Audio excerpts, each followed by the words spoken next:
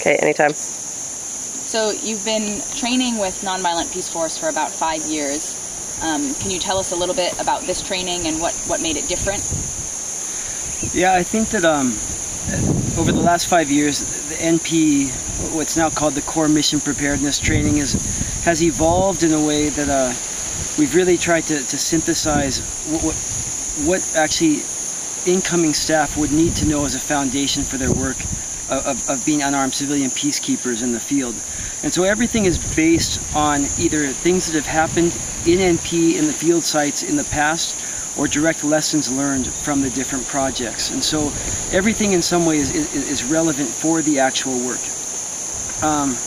I think what has made this training different and even more successful than past ones, I think, is two main reasons. One is that we combined all national staff with the international staff who are starting in this child protection project. And so it's the first time in NP's history that the national staff received the same kind of preparation as international staff. Now, I think that this was important for two reasons. One is that national staff have access to the opportunity to learn and develop knowledge and skills that they can put into practice in the field. So that coming into the project, they come in at the same level as the international staff. So from the very beginning, they're working from a similar platform, and there's not power dynamics in the office of the national staff are only here to support the international staff. In fact, what NP Sudan has done that I think is unique in NP is it's almost turned that on its head, whereas the national staff in some ways are supported to be at the center of the process, to really support the primacy of internal actors, not just externally, but also internally in our office. So the international staff come in with the paradigm that they're here to leave their skills behind in a way, that they build the capacity of our local staff so that they can engage constructively in the conflict. So I think that having them together was ideal.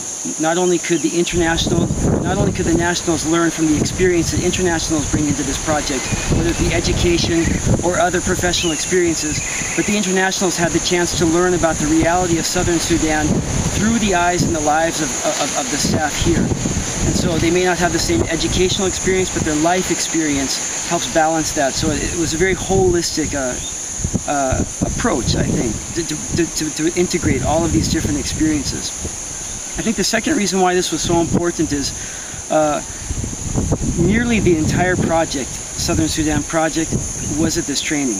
And so what it did is it allowed everybody to begin their work in this organization with the same with the same awareness of NP, its principles, its strategies, its activities, and be able to implement those together. And so I think there's been difficulties in other projects where people came in at different times with a different vision of what NP is and what the work is, and that caused a lot of friction in the projects.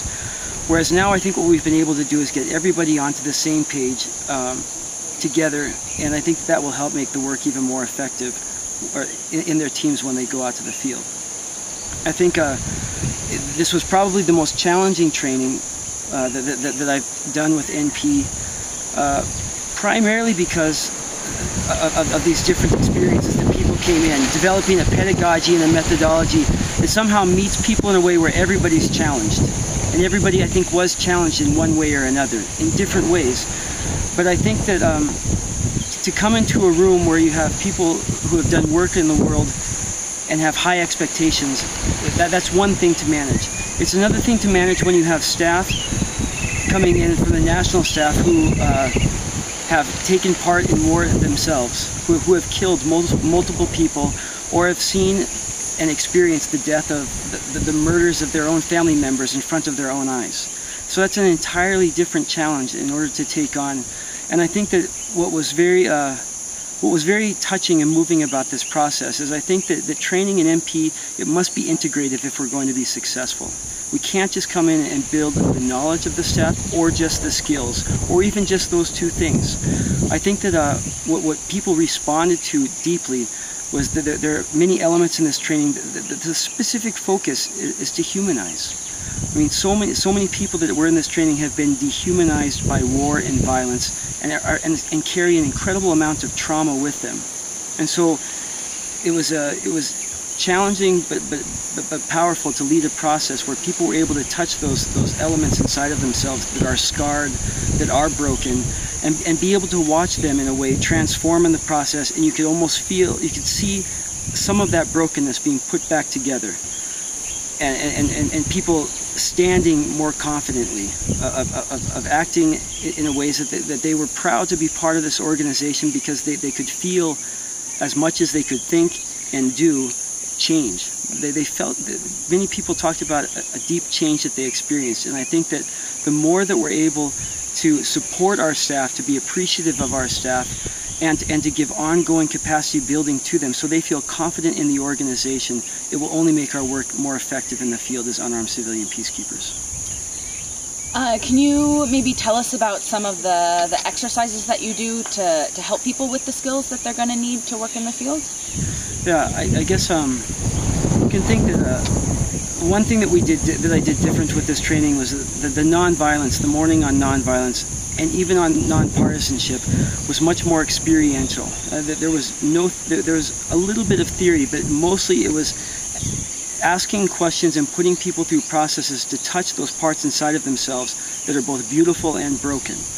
And so we led very experiential exercises that kind of brings everybody together. It doesn't matter what theory you know, it doesn't matter what experiences you have, but as long as you can kind of get into your own past and access those parts of yourself that have been either built up or torn apart, it puts everybody on the same level. So